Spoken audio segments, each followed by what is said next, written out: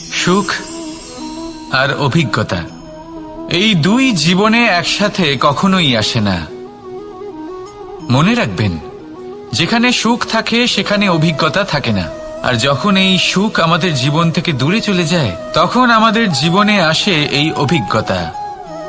পরমাত্মা, প্রকৃতি, নিয়তি এই অভিজ্ঞতাকে আমাদের জীবনে পাঠান, যাতে আমরা একটা অত্যন্ত গুরুত্বপূর্ণ শিক্ষা, একটা জ্ঞান প্রাপ্ত করতে পারি।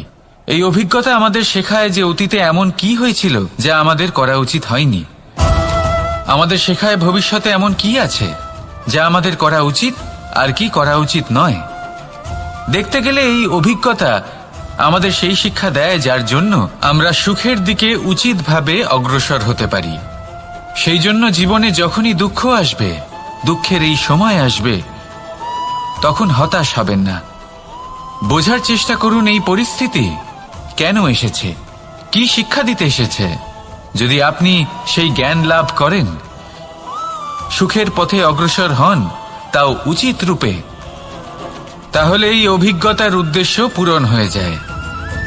তাহলে আসুন আর আমার সাথে ভালোবেসে বলুন, রাধা রাধা।